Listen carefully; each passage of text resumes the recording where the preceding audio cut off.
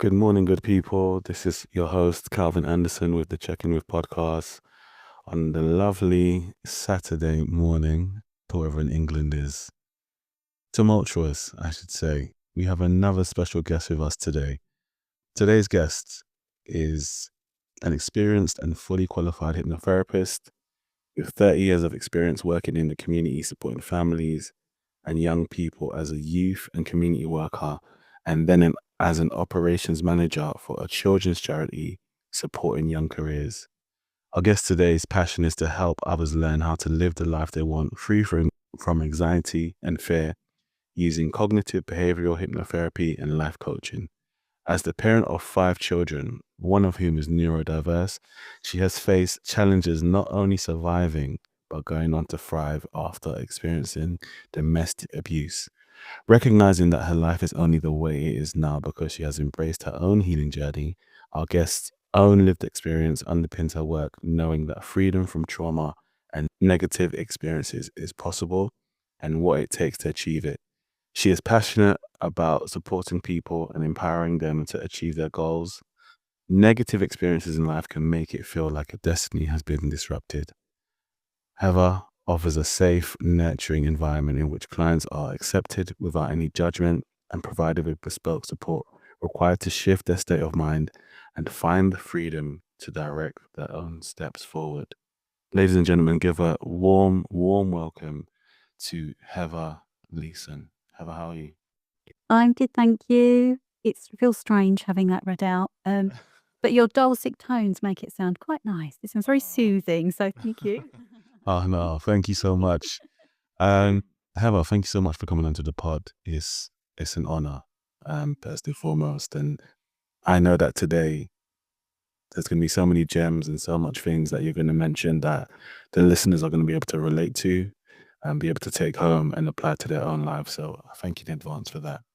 Oh no, thank you. Thank you for inviting me. This is my first podcast experience, so yeah, be gentle, please.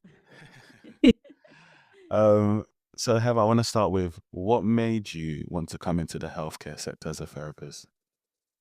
For me, it really was based on my own experiences. I had therapy as a young person, um, and I just always felt that there was something missing. A lot of it, I just felt like I had to kind of keep rehashing everything that I'd been through, but I knew what I'd been through. I knew how I felt, but what I wanted was someone to say, Heather, these are the ways and the steps you can take to start moving forward, to begin healing, rather than constantly having to kind of sit in the discomfort and in the pain. It was like, please, can you just show me, you know, how how do I live with this? How do I actually live my life um, without having this all hanging around me? And so it really inspired me to start as a youth worker. That was one of the reasons I wanted to be a youth worker, was to give young people, that person they could actually talk to and speak to, who was actually going to listen Mm, and engage. Um, and there's something about wanting that, the connection. Because to me, that therapeutic alliance is key. If you haven't got that, you can have all the best training, the experience, but if you haven't got that connection, and I think that's so key. I saw various different people, and I remember actually turning around to one of them once and saying, "Could you just say something other than aha mm, when you're asking me your questions?" I desperately wanted to know that, like, I'd been heard. yeah, yeah. Mm. Thank you for sharing that, Heather. And even saying that, I'm just recollected in my own youth as well, just having that person who was a youth worker or someone who you looked up to and someone that showed that they actually cared and, you know, I guess in some ways became a family member unconsciously to the individual or to the child. Mm. So no, thank you so much for the work you've done. I'm sure you've impacted so many lives that you're unaware of. So thank you for sharing that. That's okay. What made, I guess, the youth worker aspect, how was that transition then into becoming a therapist? Like, what was the journey from, okay, I'm a youth worker for this time.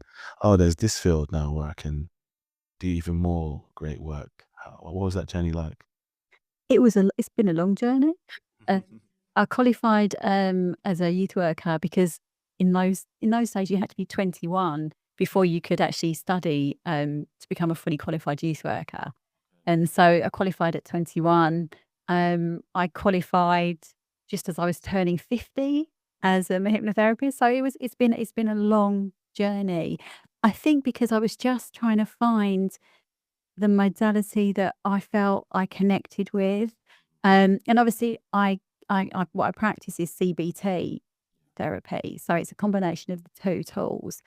So I think it was just a journey of always knowing that I could establish, the relationships with people, but I was kind of like, how do I help them make that shift and that change? So it's only been quite over the last few years that I've actually kind of came across. I always knew about CBT, so I'd done bits of CBT, Yeah. but then came across hypnosis. Um, Started with a little bit of NLP, but again, I just felt like, okay, this is yeah, but no, there's something else. And then came across the UK College of Hypnosis, who actually, yeah, so they teach CBT hypnotherapy, and it was just the two of those coming together. Mm. I love the playful element of hypnosis. So having to use your imagination, um, imagining, how you would want to feel, you like to feel, being able to take yourself off into your own mind. And I think that links back to the youth work because being with young people, you have to kind of have that playful element. Even with teenagers, just being able to be silly and have fun and show them, it's okay. And I just love that that's still applied within the hypnosis. Just that kind of, because we lose our playfulness as we get older. And I think it's so sad because we need to be able to engage with that and to feel silly and laugh Yeah. and have fun. Because that's just total opposite of being stressed and anxious, isn't it? So being able to bring that playfulness in, I think that's probably been the theme throughout, all the way through. It's just having that element of playfulness and being able to be creative within the way that you work. Mm. Why do we lose our playfulness as we get older? Heather, what would you say the main components are to that? I think a part of it is kind of almost society, isn't it? You get to that age where, I mean, obviously it's a natural development as well, but I think you get to that point where it's not cool to be seen to be playing. You've got to fit into society's norms. You think all the way through like primary school, it's all playful, play-led learning, isn't it? It's all very, and then all of a sudden we hit secondary school and where the playfulness goes, doesn't it? It's all True. very serious, it's set. I love drama and art at school because I still got to be playful. Yeah. And I just think, yeah, as adults, it's kind of ground out of us a little bit, isn't it? We're not allowed, it's kind of like you're not supposed to be. You've got, be serious. And it's like, well, no. No, I don't yes, there is a place for being serious, obviously, but I just think we need to reconnect with that side of us as a child who just could be playful, just be silly. And I do really encourage that in my clients. Yeah. I had one client who rediscovered, I don't know if you remember Matey Bubble Bath. Of But she course. remembered it as a child. "Oh, I love Matey Bubble Bath." And I was like, "They still do it?" Well, she went one better and was like, she went out and she found a colour changing bubble bath. So Mm. then she sent me a photo of this bright green bubble bath that she'd run us. Do you know what I mean? Just those little bits, just bringing that element of a bit of fun, back into life. Mm. Is there any tips or anything you would suggest to the listeners who may have heard what you've just said and said to themselves, I would love to get back to the playful side of things in my life? Is there anything you would suggest that they can do in their lives to get back to that place? I would just say, sit there and have a think about back to when you were a child. Reconnect with those feelings. What was your favourite toy? You know, what was the thing you liked playing with? What were the things that gave you joy? And if you can reconnect to those feelings and remember what that feels like, then you can start exploring, well, what can I do as an adult now that can recreate those feelings again for me? What could I do? You know, do I go out and buy myself a colouring pad? Do I go out and buy a jigsaw puzzle? Or, you know, I've got grandchildren, so I can get away with doing this. But if I'm in the park and there's an empty swing, I'm going to jump on that swing and I'm going to have a swing. Yeah. Maybe it's, remember Miranda? She used to gallop everywhere. You know, the TV program Miranda, she had a thing about galloping. Yeah. Sod it, if you're out and about and you fancy galloping, go for a gallop. Just spend that time, reconnect. How did I feel? What was the feelings I got when I was playing, remembering playful as a child? Okay, and reconnect with those. What can I do to bring those feelings back again and spend time just being silly? Mm. What can I do to bring back those feelings again? I love that. That is so powerful, Heather. Heather, what is hypnosis and what isn't hypnosis? What are the benefits and any negatives? Oh, there's so many benefits. So, I practice non-trance, state hypnosis, which falls within the NICE guidelines, all right, which is really important for me. So what I say to all my clients is that, this isn't something I do to you. This is something you choose to do. You are fully in control. You're fully conscious, okay? It's a lovely, relaxed state, but it's also being really focused on your attention. Yeah. Like I say, they make the choice. Yeah. It's nothing like stage hypnosis. So people kind of have these preconceived ideas that I'm going to start wafting something in front of their face. No wafting involved. Yeah. I'm not going to suddenly, you see them on, I've seen them on TikTok and, suddenly jerking their heads forward as they go into unconsciousness. It's not like that. Yes, I will use induction. Sometimes I use a fixed eye induction where I get a person to fix their eyes on a fixed spot. So it kind of creates tiredness in their eyes. Sometimes I just ask people to simply close their eyes and focus their attention onto their breath. So it's very gentle, okay? The idea is to kind of help you relax, be able to kind of get into your own mind, to be relaxed enough and have enough trust in me to kind of be open to the suggestions that I give you, okay? But we'll have those conversations. So you'll be telling me, Heather, I want to feel calmer. I want to feel relaxed. I want to feel good. So they're the suggestions I'm going to give to you. You're only going to be able to do that if you feel comfortable, okay? But you're totally in control. If at any point you go, I want to stop, you can open your eyes. So you can't get stuck in hypnosis, okay? It's about being playful and having fun. Okay? Hypnosis can't erase memories. I do have people approach me saying, Heather, can you help me erase a memory? It's not magic. Yeah, it's working with our mind. Our mind is our mind.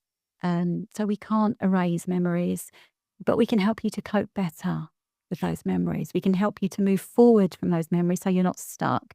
So that's where the CBT comes into it and changing those cognitions, those thinking patterns, those ways of behaving that maybe are keeping you stuck with those memories. Yeah. I'm also very mindful, sort of people ask for age regression in hypnosis. Again, that's not something that I practice. In fact, it's something that my insurance is quite clear on, that they will not cover me for that. And one of the reasons why I'm mindful of that is because what we do know with hypnosis is it's quite easy to give people false memories. Okay, because people are relaxed, people are open to suggestion. So there's no evidence to support age regression, but there is evidence to support that if you're not careful, if you're not using hypnosis ethically and morally, you could lead somebody into false memories. So I'm very mindful of that. But the way I practice, that's not going to happen because that's not somewhere I go. Yeah. It's about, looking forward. So it's kind of like looking forward with these new positive ways of behaving and kind of like, there is only the present. Yeah. The past is the past. The future is the future. What we're interested in is here and now. Yeah. Thank you for, I guess, opening the space to explain intricately the way you did what hypnotherapy is. I guess, like you said, people watch something, people see something, and automatically they're like, that's hypnotherapy. So thank you for giving us the different stages. Thank you for sharing what your practice is and what you're not allowed to do. Yeah. And I guess for a person hearing this, I guess the safest part of what you said was that they're in control. Yeah. Completely. And I wanted to ask something on the back of that before I go into the next question was, and this is probably something you're going to be like, of course, or yes. As they say, when we're trained as therapists, we have to be in personal therapy. When it comes to hypnosis as a therapy, is that the same process in terms of you have to go on that journey just so you're aware of it, or is it completely different? Yeah. I think you're working kind of shoulder to shoulder with people. So you are walking that journey with them, but supporting them through it. But on each step, it is their journey and they are in control of that journey. Right. It's not mine. Yes, it's important to show empathy, but there's no point if I end up sort of breaking down because I'm so moved and, I've lost my professional boundaries. So it's about still holding those professional boundaries and communicating with that person that I hear you and that sounds really so awful. That must have been so hard for you. Mm. But not allowing myself to get emotionally caught up with that because then I'm not doing my job and then I can't keep them safe. Because I need to be that safe pair of hands that if they do, sometimes in hypnosis, people can have an ab reaction, Yeah. which is basically where they just become, maybe quite emotional, overwhelmed. And it's really important for me at that point to be aware of that and be in a solid and calm enough position to go talk them through that and go, do you know what? Okay, let's just take some breaths. Let's do some grounding exercises. Let's bring you back right here into the present moment. So again, it's about, it's really important we keep our clients safe. Have you been or have you undergone hypnotherapy? Have you done mind me asking? Yeah, yeah, yeah. I mean, it's a big part of our training because how can you, teach or work with somebody else if you haven't experienced it yourself? You have to know. So every exercise I've done with a client, I've had done on myself. So I know how it feels. I know that it's a really lovely feeling. I really enjoy using hypnosis, and I find hypnosis and meditation, I'll touch on that later, really important for keeping my own mental well-being, keeping myself healthy. I love it. And like a lot of my a lot of my clients are like, "Oh, I didn't want to come. I didn't want to have to open my eyes." I totally get that because it's just a really nice place to be. No, thank you. It's I think that's what I definitely wanted to know just from the back of when you spoke about what hypnosis is and giving us a deeper dive into it. And it's so good to hear, you've experienced the techniques that you use and you know how safe it is. So, and you so rightly said is how can you do something with someone? How can you show someone something if you haven't been through it yourself? Yeah. So that is definitely key. My next question for you, and I guess you've expanded on it somewhat already, but maybe you can even take us further, is Mhm. what is hypnosis good for? It's good for so many things. It's great for anxiety.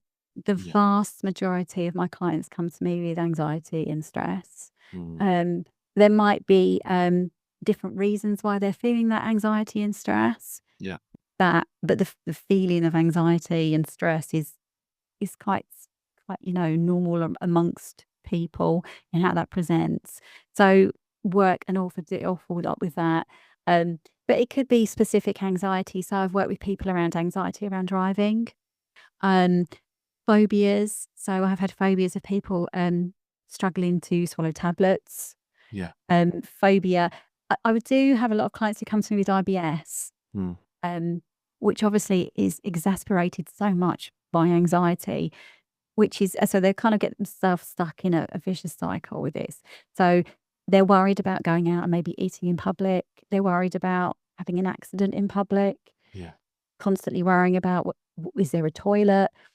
So obviously then that increases the anxiety, which then obviously irritates the gut. So it's really quite powerful. And I've worked with several clients this year who've struggled. They've been going around holiday, so the fear of being stuck in an aeroplane, all of these things, but they've managed successfully to go away, and they're managing it and they're controlling it, and their worlds have got quite limited because I don't want to go for a long journey in case I have an accident. I don't want to go out for meals with friends because I'm worried my stomach might play out. There might not be a toilet. All of a sudden, they've been able to work on that mind-gut relationship, strengthen that again, to learn to trust their bodies again. And their worlds have reopened up for them. And that's just so powerful to see. And it's just lovely when you kind of have clients walking through the door at the beginning of their treatment and they're, like this, when you can physically see people are carrying a weight. Yeah. And then towards the end of their sessions, there's just a change in their energy. Their shoulders are back. They're like, I've done this, I've done, because I always, with whatever client I work with, I will set them little experiments. And I call them experiments because there's no win or fail. It's an experiment. Yeah. An experiment is, we do these things to learn, don't we? If it doesn't work out, what do we learn? If it works, bonus. So it's just a way of holding things lightly. So I'll send them off these little exercises. And a lot of the time they'll have ideas of what they want to do. And I'm like, okay, brilliant. Let's try that this week. Let's take some of these tools and exercises, go away and have a go. What happens? Did it work? What do we need to tweak? So yeah, anxiety regarding, specific worries like driving, phobias, IBS, great for habit breaking. So nail biting, skin picking, not skin picking going on. Obviously smoking's a big one. So there's so much where it can really be so helpful for people. And they tend to be the main areas that I work in and I feel comfortable with and I enjoy. Thank you for that. I think because I've heard about IBS. So many people I know have that, but to hear that anxiety can be the catalyst for it to worsen, you've taught me something new, and I'm sure the listeners also can now go back and say, okay, it makes sense to why it gets worse, why, I start to not just panic, but the feeling, the pain, the length in which it starts to, or the duration it starts to, last for. This is the reason, these are the triggers, and they can sit with themselves and say, okay, this is what makes me worried, and then build upon that. So Heather, thank you so much for that. That was very key, especially for me, just learning from you. So thank you. You're welcome. My next question for you is, how do you feel about the field in present day? And if you could change something, what would it be? Is that specifically around sort of CBT and hypnosis? It can be, but if you want to do a broader sense in terms of the entire mental health sector or the stuff that you specifically train in, I'm open to it. Okay. Yeah. I think my main concern at the moment is actually people being able to access the therapy and the help. I think if we look, unfortunately, at the NHS, the NHS as it is a nice idea and a concept is brilliant. But I think we all know that in terms of waiting lists, how long people have to wait. And then, obviously I'm in private practice, so I charge, and it's my business. Yeah. But I think it's really hard, isn't it? And I know this is where a lot of therapists struggle, because it's like we do the job we do because we want to help people. Yes. But we've got to pay our bills as well. And it's that wrestle in my mind is like, what are the ways that we can actually allow people to access the help we know that we can give them while still keeping a roof over our own heads. I think that's, yeah, it's a real tussle. I mean, every year I offer 6 sessions free. So I ask people to kind of nominate somebody to me, and I will pick a person. So that's one way I'm able to kind of give back, I also, there are some circumstances where I will lower the price because I know that person would so benefit.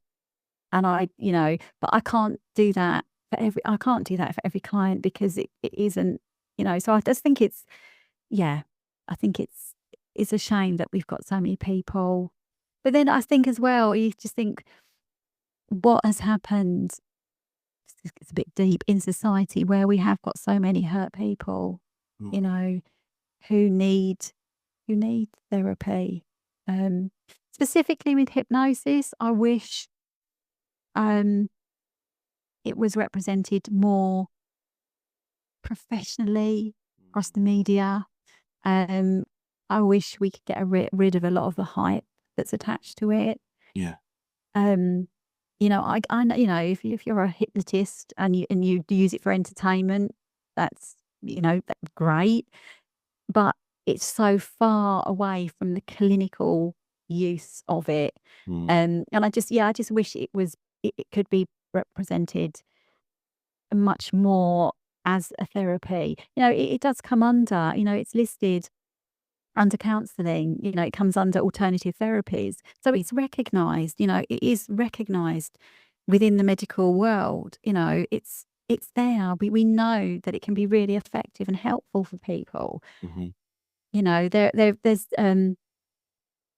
is sort of research being done that if you combine CBT with hypnosis, it can make it up to 70% more effective. That's powerful, and that's evidence-based. So it's there. So I do wish that there was less of the woo-woo attached to hypnosis, that we're not wafting things around. I'm not going to make you bark like a dog or act like a chicken. That couldn't be any further from what I want to do. So that's kind of my musings on it, really. Musings. No, they're important musings ever. Is, from it being something that is used for entertainment to being used for something that is helpful. Not to say that entertainment isn't helpful. Yes, providing laughter and providing joy for people, of course, that is beneficial. But if we can go deeper into helping someone, that's the most important thing, progression and, making someone's life even better than it was is something that we should always strive to, especially within our field. So thank you for your musings. They were beneficial to hear, especially for me, who I haven't embarked on the hypnotherapy journey as of yet, but to just hear, your thoughts and your feelings on everything, and the combination between using CBT and hypnotherapy and the evidence-based factor you said is, improved lives by 75% and more. Yeah. I mean, what, and it's evidence-based. What more could we ask for? Yeah. I mean, and I think that's why I chose to do the course I did, because it's clinical, it's evidence-based. Yeah. Every exercise we've done has been robustly tested. It's been shown to be helpful. I'm not going to do anything that damages somebody, and that's really important to me. I know it's been robustly tested. So And that's important to me because I think when you're working with people's mental well-being or anything, but if you're working with people's mental well-being, you need to be confident that what you're doing is going to help them and it's not going to make it worse, And there's a lot of, I think as well as therapists, we need to be mindful of the hype that's out there because there's a lot of hype. And it's about kind of actually taking the time to go away and going, okay, I'm going to look at this. Is this actually, is this truthful? Is this honest? Or is this just hype and the in thing at the moment? And I think that's really important that we do that. I would definitely agree with you, especially, with the rising of social media apps and videos that are 30 to 1 minute long, and there's people who aren't trained or qualified and giving advice, and people are taking it for law, and it can, like you said, it can be very dangerous if someone takes something and it's not true. But like you said, going away, doing the research and actually finding out, okay, is this actually true? And if it is, how does it benefit me and where I am in my journey? So no, I completely agree with you. You touched upon it briefly just a second ago and why you do the work. You can take us even further into why have you chosen to work in the approach you're in? Yeah, I think obviously I've gone a lot. But I think what I like about it as well is it integrates, obviously, it's CBT, it's hypnosis, it's meditation. It takes in a lot of the wisdom and practices from the East. So it's meditation, mindfulness, and applied philosophy. What it enables me to create is this massive toolbox of things that I can use to create a really tailored, specific approach for each client. It's so nice. And I think, again, it harps back to me as a youth worker. And like as a youth worker, we used to say that quite often as a youth worker, you would have a backpack anyway. But we used to say we'd have an imaginary backpack and we'd have all these different tools and like things we could do with it, we could just pull out. Yeah. And it's the same for me now. I've got this amazing array of tools that I can tap into, and it's so, I never get stumped because I'm kind of like, okay, let's go and have a read. Let's have a look through some. I'm like, okay, right, let's try this. Let's go this way. If someone says to me, Heather, I really enjoy mindfulness. I really love meditation. I love, to think about myself walking through the woods, the trees, nature. I'm like, brilliant. Let's run with that. Let's work with that. Because straight away, I know that's something they're going to find relaxing. Of course. And if we're relaxing, we're reducing the tension, we're reducing the anxiety. So that's why I went and studied where I did, because it was just this lovely fusion of different things. So that's why. It's fine. Heather, for people who may not know what CBT is, could you break it down for us and even share some techniques that you like to use with that approach? Yeah. So it's cognitive behavioral therapy. So it's basically helping people change their cognition. So it's thinking about what you're thinking, what you're feeling, and how that actually then affects your actions, so your behaviors and your consequences. So it's about getting right to the right root cause. It's going, okay, so you're having that thought. Is that thought helpful? Is that thought actually factual? And what I spend so much time with my clients reminding them is our thoughts are the stories we tell ourselves. Our thoughts are not facts. They're just ideas, hypotheses. And it's getting people to remember that. Yeah. Because when we have these thoughts, especially, a lot of my clients can be prone to catastrophizing, so they'll take things. And when you actually sit down with them and you go, okay, let's look at this. Yeah. What is the likelihood of that actually happening? Mm. And when they think about it calmly and rationally, they're like, maybe it's not really that likely. Yeah. And then once you've got to a place of real trust, you can kind of go, okay, so if the worst did happen, how are we going to plan for that? How can we deal with that then? but these are stages on their journey. The first bit is raising that awareness. Just remember that this is a story you're telling yourself. And like all stories, we can change the end. Let's change the end of that story. Let's have a think about this. That's what you think's going to happen. Yeah. What could actually happen? What would be more rational? What would be more positive for you to tell yourself? And I always tell people to keep it realistic because, there's a lot about really, look at yourself in the mirror, tell yourself you're beautiful, you're wonderful. Well, if your self-esteem and everything is on the floor, it's not going to be realistic to tell yourself. You're going to be sat there going, "I know I'm lying to myself because that's not how I feel." But if you could just tell yourself, "I'm going to be okay. Yeah. It will be all right." That feels a little bit more realistic. I'm on a journey. So CBT is really working with those thoughts, those feelings, so then we can change our behaviours and the way we react to those thoughts and those feelings. Yeah. And spending work with clients around what is a thought and what's a feeling, because people can get a bit confused with those. And what people tend to go with first is how they actually feel. We tend to visceral, isn't it? Oh, I feel that. So sometimes it's working with that and then going backwards. Okay, so that's what you're feeling, but what were you thinking to make you feel like that? So my advice to everybody would be just spend some time looking at the story you're telling yourself, and is it actually factual? I love that. Like Homo narians. Yeah, Homo narians. That's what we are. Storytellers. I like how you said, like all stories we can change the end. That hit me right in the chest. That's very powerful. Thank you. If you wasn't a therapist, what would you be doing? Well, do you know what? This is really interesting because, I love cooking.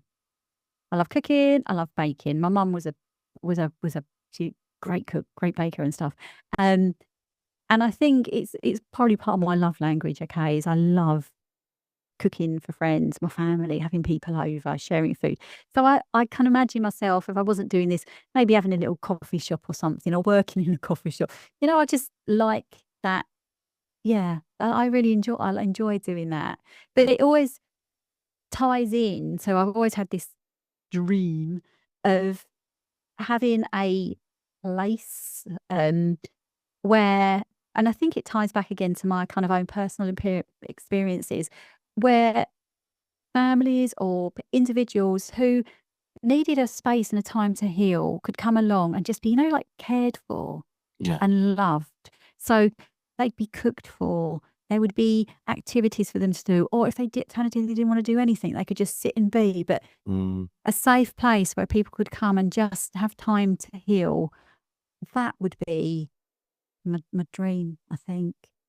So I'm going to hold on to that dream. Please, I look forward to. I look forward to when it fully manifests. What would you call that place if you had a name? I don't know. I haven't got that. I haven't even got that far. I just had a vision of, like somewhere as well, like you had like a veg garden and stuff. I just really love this picture in my. Like I say, it's a dream I've always had. I just feel that sometimes people just need a place to go where they can just be cared for and loved. Because I think love is. People forget love. Love is so important. I might sound like a bit of an old hippie, but it is, isn't it? No, it's true. Just just genuine, true love and care to show somebody that you are loved and you are cared for. Yeah. Come here and just be cared for and looked after, and just take that time. But yeah, I mean, I could, yeah. I mean, I could have said I want to be a famous actress or something, but nah. Oh, Heather, Heather's place. Yeah. Heather's Place. Yeah, no, that's cool. That works. I like that. Heather's Place. Yep. So is being an actress, was that another dream or is that something? I love drama at school. And two of my daughters are really into their performing arts and dancing and stuff. So I kind of maybe I'll do it vicariously through them. Figured out. But when I see them on stage performing, I think, that's not a bit of me. That's not. Proud of them, but I think, no. Well, I mean, maybe you have secret gifts that you haven't told us, but hey. No.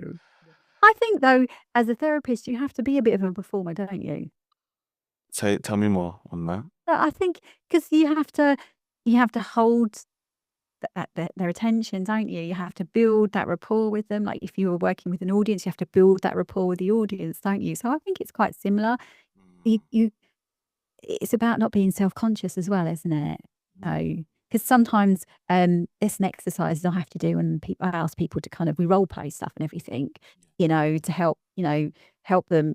And I think, well, if I'm prepared, so if I want them to do it, I've got to show I'm prepared to make a wally of myself. I'm prepared to make a fool of myself. Yeah. And I think so. I think you have to have an element of that, don't you? That sort of self-confidence to go, okay, let's practice that. Right, I'll be you.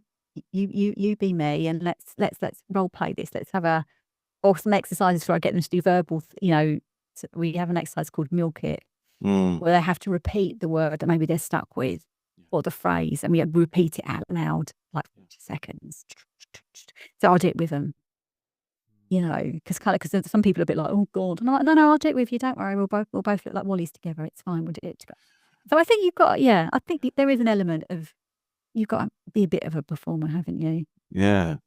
And I guess that touches back onto, and I can give you a visual as well, back to when you said about allowing the childlike state to come back into your life. And even me thinking of just doing that allows me, or has, as we're talking about it, just let my shoulders relax even more, made me be more comfortable, and also just allow me to just really go further into an exercise or anything that is mentioned. So I guess what you just said there definitely combines with that.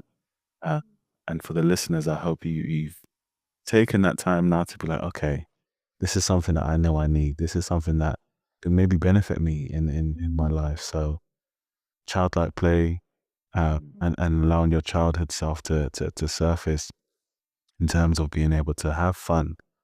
You're more than welcome to, because being an adult is, as I know a few people, is tough. It's tough. It's hard. It's hard work being a grown up. And I think sometimes we need to just give ourselves permission just to be playful, just to, hold things loosely for a while, and just,